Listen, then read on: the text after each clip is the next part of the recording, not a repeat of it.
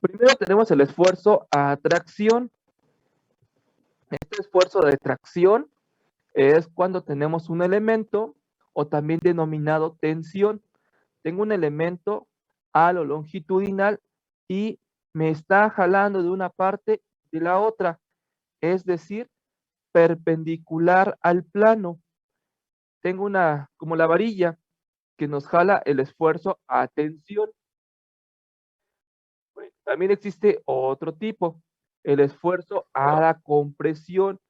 Cuando tengo la barra o el esfuerzo, la barra o el elemento, y le llegan cargas a la compresión, ya sea perpendicular al plano transversal o longitudinal, pero aquí se va a achicar. Entonces, a esta relación, cuando se alarga de la parte longitudinal y transversal y tienen la misma medida, se le llama relación de Poisson. Cuando tienen la misma medida, se le llama relación de Poisson. Y esta relación de Poisson puede ser de cero, su relación. A esa relación entre la parte de la longitudinal y la transversal es relación de Poisson, la deformación. Bueno, entonces sigo con el otro esfuerzo. Después sigue el esfuerzo a flexión, cuando le colocamos cargas al elemento y me genera una curva, y esa curva, que es en forma como una carita feliz, se le llama flexión. Está fallándonos a flexión. Los que me hagan falta de prender su cámara, me lo pueden hacer, por favor. Bueno, entonces tenemos esa de flexión. Después vienen dos, cortante y tracción. Tracción. Cuando tengo un elemento y te da un giro del lado contrario y luego otro giro del lado opuesto, como si exprimiéramos ropa. Ese se le llama torsión. Es un giro de un lado y un giro del lado contrario. Ese se le llama torsión. Mientras que el cortante, cuando llega una fuerza y luego viene la otra fuerza y nos genera ese corte, el cortante. En la torsión es el giro, en el cortante es la fuerza. Esa es la diferencia entre torsión y cortante. Solamente es un recordatorio de resistencia o mecánica de materiales, porque vamos a ocupar todos estos esfuerzos. ¿Dudas hasta aquí, chicos?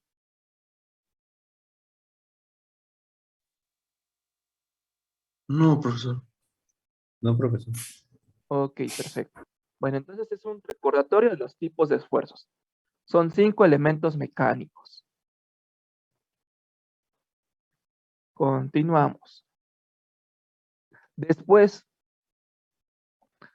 hay 2 métodos. Calcular. Bueno, lo primero, lo más importante es saber qué método vamos a utilizar. Eso es lo primordial. Entonces, de hecho, hoy vamos a ver más teoría que práctica, pero me es importante que tengan las bases de la teoría. Del lado izquierdo está el método LRFD. Es el método LRFD, que significa método de factores de carga y resistencia, o en inglés es Load and Resistance Factor Design, como ustedes quieran denominarlo, que es por cargas, se le llama LRFD. ¿Quién lo maneja? Las normas técnicas complementarias de la Ciudad de México, el manual Inca, entre otros. Actualmente ya el manual Inca y las normas técnicas ya están de acuerdo con este método. Algunos países de Latinoamérica aún siguen usando el de la derecha, ASD. Depende del despacho, también hay unos que utilizan ASD y no LRFD. Es cuestión, pero nosotros lo vamos a diseñar con LRFD. Allá por 1990, en los 90 y principios de los 2000, todavía se usaba el ASD. Ya ahora se ocupa más aquí en México el LRFD. Bueno, vamos ahora con la contraparte, que es el ASD, que es diseño por resistencia permisible o Allow Stress Design, que son esfuerzos permisibles, cualquiera de los dos, ya sea por esfuerzos o resistencia. Y del lado izquierdo es por cargas. Aquí nos maneja por cargas, el de la derecha por resistencia y esfuerzos permisibles. Hoy tengo muy poquito, chicos. ¿Qué pasó? Tengo nada más 31. Casi como unos 15 me faltan. No, 15 no. Como 2 o 13 me faltan. Profe, ¿ya pasó lista? Ya pasé, César. No se eh. preocupe, ahorita vuelvo a pasar. ¿Qué Sí, tiene profe, falta? gracias. No, no es cierto. Ahorita vuelvo a pasar, no se preocupen. Bueno, entonces sería esos dos factores. Dos métodos. El de la izquierda por LRFD, el de la derecha por ASD. Bueno, ¿dudas con estos dos métodos? Aún así lo vamos a estar viendo todo el día de hoy. Eso es lo que me importa ahorita, que sepan diferenciar uno con el otro. Algunos a lo mejor ya se atrevieron a ver libros de estructuras metálicas. Y si se dan cuenta, dice, diseño de estructuras metálicas, método LRFD o método ASD. Entonces, mucho ojo, porque no hay que combinar uno con el otro. Cada uno es diferente. No me los vayan a combinar estos métodos. Por eso es muy importante la teoría de hoy. Bueno, después ya vimos los tipos de esfuerzos, los métodos.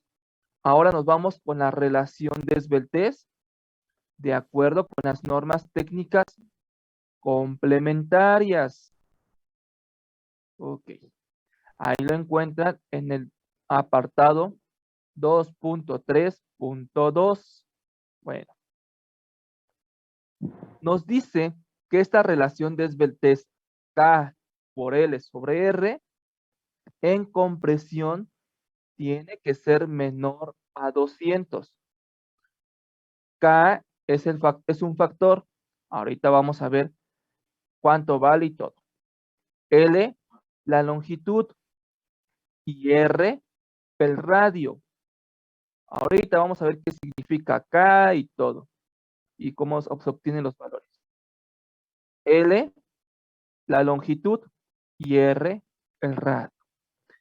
Debe de ser menor a 200. Mientras que la tensión nos dice que sea menor a 240. Bueno, mientras los que tengan su reglamento de construcciones a la mano, vayan sacándolo, de preferencia el de color rojo, o si no me van a seguir con las normas técnicas complementarias del SMIE, cualquiera de los dos.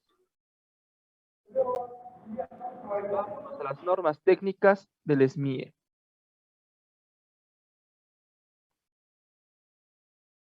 Por eso es importante que vayamos, lo que les comenté de los esfuerzos, eso es lo importante, chicos.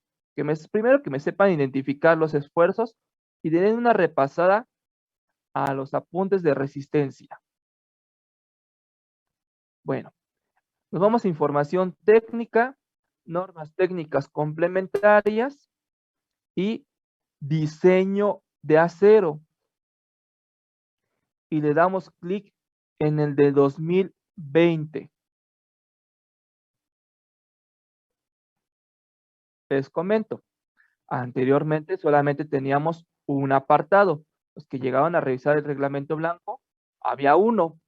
Ahora nos los divide en dos apartados, acero y metálicas. A acero le corresponde a ángulos, perfiles, y metálicas un poco más a vigas, a placas, que también lo vamos a ir viendo durante el semestre. Bueno, nos vamos a posicionar, los que tienen el reglamento en la mano, sería el punto 2.3.2. Los del PDF, ahorita les digo la página.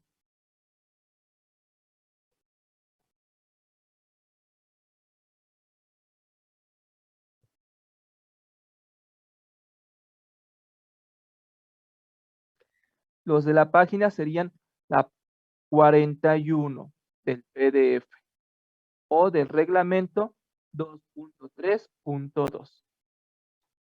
Bueno, entonces,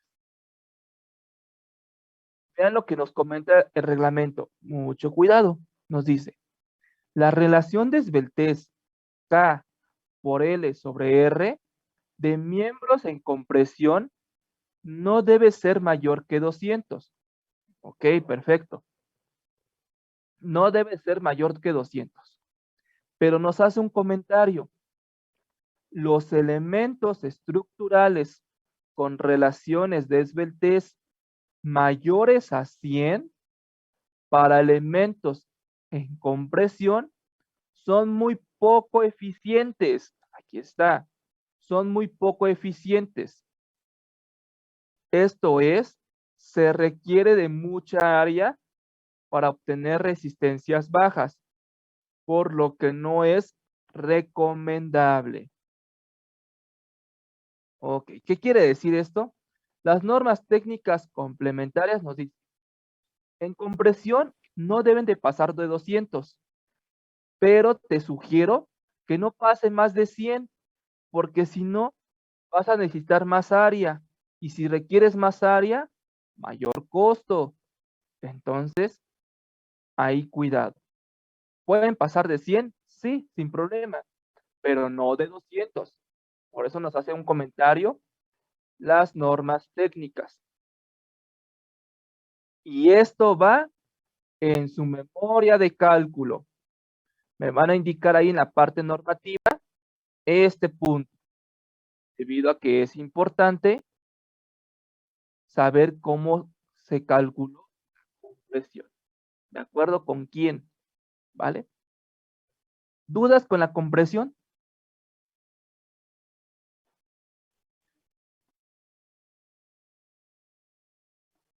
Bueno, ahora, después nos dice, la relación de esbeltez de miembros en tensión puede tener cualquier valor, pero conviene que no pase de 240 en miembros principales. Entonces nos dice aquí, de preferencia que no pase de 240, pero puedes tener la relación de esbeltez que quieras, pero ten cuidado si pasas de 240. Y luego nos dice, ni de 300 en contraventeos y miembros secundarios. Bueno, esto es nuevo. ¿Qué significa contraventeos? Son las cruces, los taches. Y miembros secundarios, cuando calculen un edificio, van a tener vigas secundarias. Esas vigas secundarias, su relación, les dice hasta 300, te recomiendo, más ya no. Y después nos dice todavía, especialmente cuando estén sometidos a cargas que puedan ocasionar vibraciones. Bueno, ¿quiénes pueden causar vibraciones? Entonces, ¿se acuerdan el semestre pasado en reticulares, que veían en el análisis dos tipos, estático y dinámico. Y el dinámico era por modos de vibrar y eran 7 modos de vibrar, toda esta parte de vibraciones. ¿Cuánto decía de altura mínima para que fuera el análisis modal? Lo vimos el 3.5. no, altura del edificio. ¿Cuánto era la altura del edificio? Que decía, a partir de tantos 15 metros, metros, creo, ¿no? era 15. ¿Cuántos, Mariana? Era de 30, ¿no? Es correcto, así es. Acuérdense lo que se vio el semestre pasado en reticulares, que si partía su edificio más de 30 metros, lo tenían que hacer con análisis dinámico modal. Entonces, todos esos edificios a partir de 30 tienen vibraciones. Por lo tanto, sus miembros secundarios se tienen que considerar una relación de esbeltez. Excelente. Vean cómo todas las materias de estructuras van unidas, desde primero hasta quinto. Todas van unidas siempre. Bueno, después de eso, nos dice todavía, si el miembro en tensión es una varilla, no se pone límite a sus relaciones de esbeltez, pero se recomienda pretensarlo para evitar deformaciones y vibraciones y además de desplazamientos excesivos. Ok, bueno, entonces, con la varilla, su FY es de 4200. Pero si pasa todo esto de la relación y ¿qué se hace? Se pretensa. Es decir, ya se convierte en un prefabricado. No se preocupen, eso lo vemos el siguiente semestre en prefabricadas. Todo eso de los elementos a postensados y pretensados. Como les comenté, los que me quieran seguir, nos vemos en la tarde. En la tarde voy a tener 2 grupos de prefabricadas. En la mañana no. En la mañana dudo que me den. Bueno, esa parte es de pretensados. Y después, todavía nos hacen un comentario más. Es importante garantizar que los elementos en tensión con esbelteces grandes, mayores a 200, queden permanentemente pretensados, dado que, de lo contrario, no cumplirían con la función para la cual fueron diseñados. Bueno, en pocas palabras es, ustedes pueden hacer lo que quieran en tensión, pero el reglamento les dice, no pasen de 240, pero todavía te recomiendo que no pases de 200, porque si pasas de 200, tu elemento lo tienes que pretensar, y eso se hace antes de colocarlo en la obra, ¿ok? Pero si tienes miembros secundarios, te doy oportunidad hasta 300, o estos contraventeos. Entonces, ¿hay dudas? Eso va también en su memoria de cálculo. ¿Por qué lo explico? Porque luego les digo, estos puntos van y luego me dicen, ¿cuáles puntos? Ah, pues los que vimos al principio del parcial, esos puntos. Vayan anotándolo, chicos, para que no se les vaya olvidando. Los primeros puntos que es la parte teórica. La parte teórica. Bueno, hasta aquí hay dudas de compresión y tensión. Ok, bueno, perfecto. Bueno, para los que estén recursando la materia de metálicas y realizaron un proyecto con su profesor, si lo hicieron con normatividad vigente, qué genial, pero si no, me lo van a tener que hacer con la normatividad vigente. Me doy cuenta cuando no se realiza, porque ahorita vamos a ver los tipos de estructuras. Eso va para los chicos que ya cursaron metálicas, entonces van a tener que modificar su cálculo. Pero si ya lo hicieron con la normatividad vigente, excelente. Bueno, Ahora nos vamos al 1.7.2. La clasificación de las estructuras.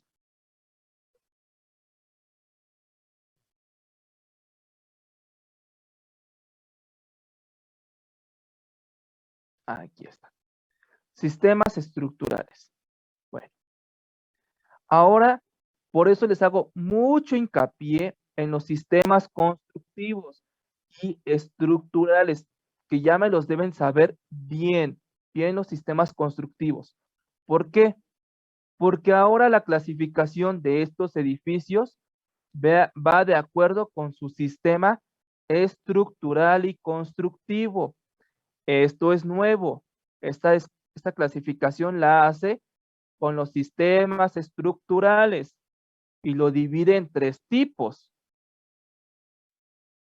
Primer tipo de estructuras son aquellas que comúnmente son designadas para marcos rígidos o estructuras continuas.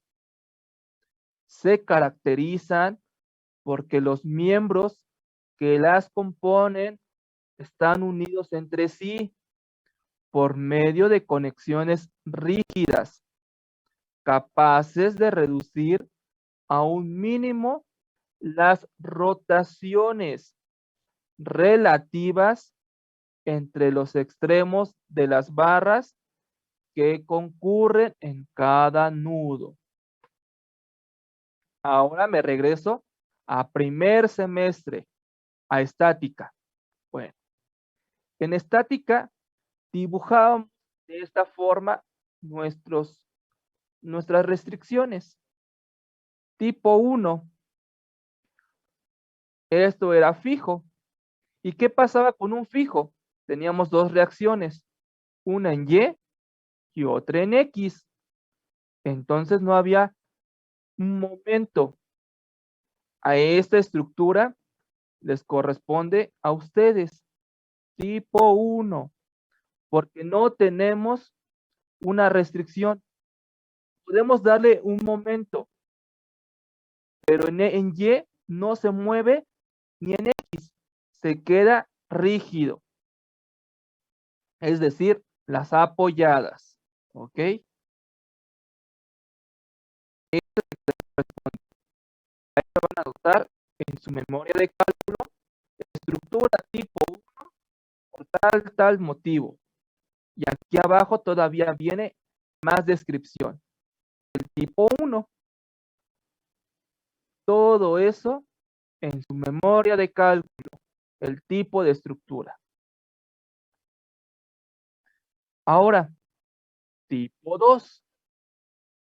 Son las que están formadas por miembros unidos entre sí por medio de conexiones simples que permiten rotaciones relativas. Aquí está la palabra, permite rotaciones y que son capaces de transmitir la totalidad de las fuerzas normales y cortantes.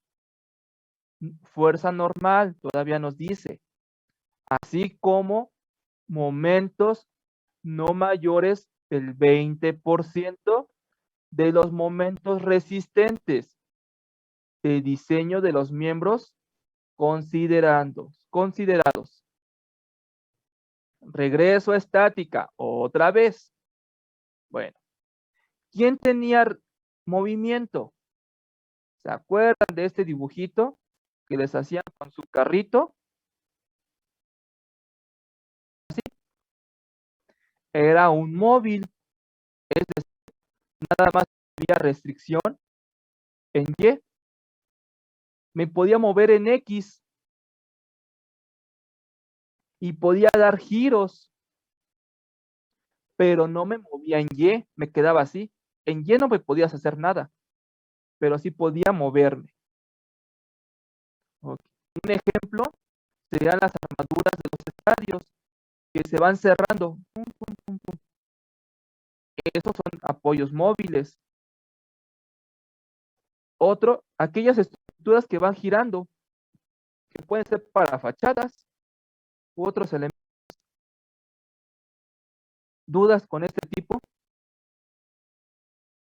Bueno, entonces ya va el apoyado, móvil, ya se imaginan cuál sigue. Vamos con el tipo 3.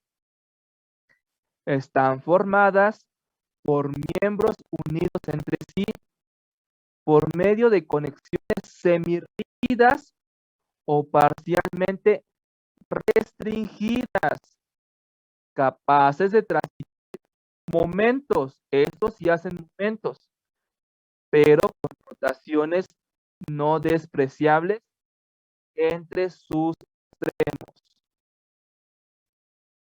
¿A quién se imaginan que sean? ¿Gárgolas? No, ¿qué tipo de apoyo, más o menos? Empotradas. Correcto. Las empotradas. Tienen una en Y, una reacción en X y un momento, ya sea positivo o negativo. Estas vigas, estas armaduras hiperestáticas. Ok. Esas no pueden girar ni en Y ni en X, no tienen momento porque les llega.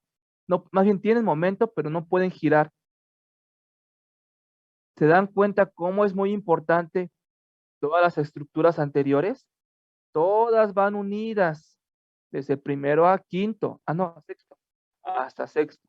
Y la siguiente van unidas desde primero a sexto. Son como las matemáticas. No podemos brincarnos a quinto si no sabemos dividir. Imagínense un niño de primaria que va apenas aprendiendo sumas y quieren brincarse a sexto, que no sabe todavía dividir. Entonces, por eso van seriadas. Ese es el motivo que van seriadas. No podemos brincar de una estructura a otra. ¿Dudas, chicos? Profe, entonces, bueno, perdón si soy muy repetitiva, No se preocupe, pero Jessica. entonces las estructuras tipo 1 son estas, ¿no? A ver, déjenme le digo. A ver, espérenme, déjeme ver. Así es. Las de Esas, usted. ajá, y luego son las que tienen las llantitas. Así es. Las móviles. Y las empotradas, ¿no? Que son, bueno, pueden ser así. Ahí. Así es. Ah, ok, ok, ya. Sí, está Es bien. correcto. Así es. Esos son los tipos de estructuras. Excelente. Gracias, profe. Vale, de nada. Ok. Bueno. ¿Dudas, chicos, con los tipos de estructuras? Perfecto. Entonces vayan dándole repaso también a los sistemas constructivos y estructurales, porque así ya se nos están clasificando, ya por los sistemas constructivos y estructurales. Bueno, vámonos a la presentación.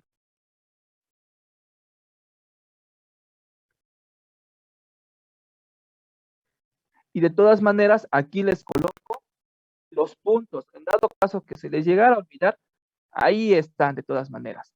Ahí están los puntos anotados, donde los pueden consultar.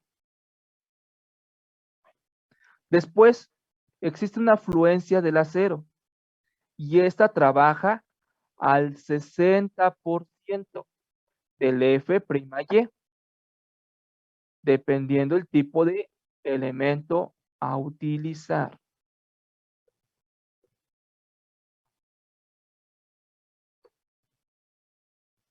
Bueno, después de esto, el IMCA hizo ya un estudio de estadísticas, gráficas, parámetros y todo esto. Y ya dice, arroja como un comentario, sugerencia, no como ley, pero nos dice lo siguiente.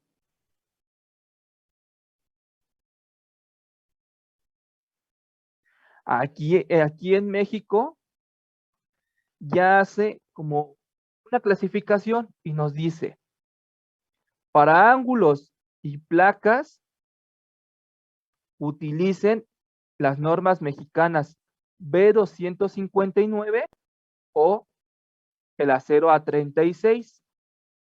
Acero A36 para placas y ángulos.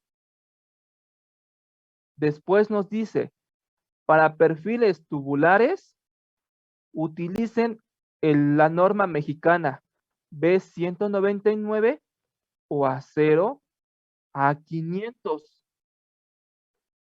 Los tubulares pueden ser sólidos o huecos, cualquiera de los dos. Son de forma circular, cilíndrica, puede contener por dentro que esté hueco o todo relleno, todo el sólido. Y después nos dice, bueno, si no quieren utilizar ángulos ni perfiles, para todas las demás estructuras, perfiles, para los demás perfiles, canales, T's, vigas,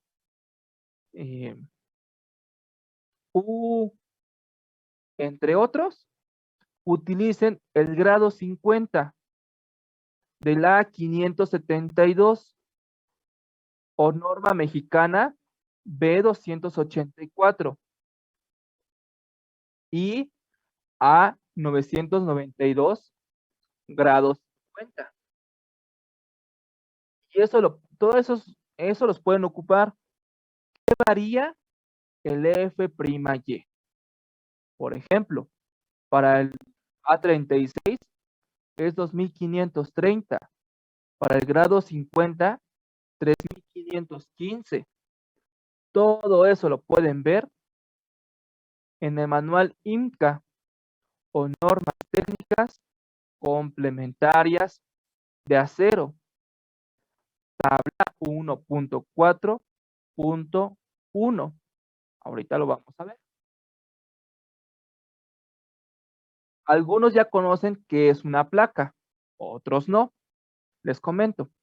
Una placa nos ayuda a unir elementos de acero con concreto.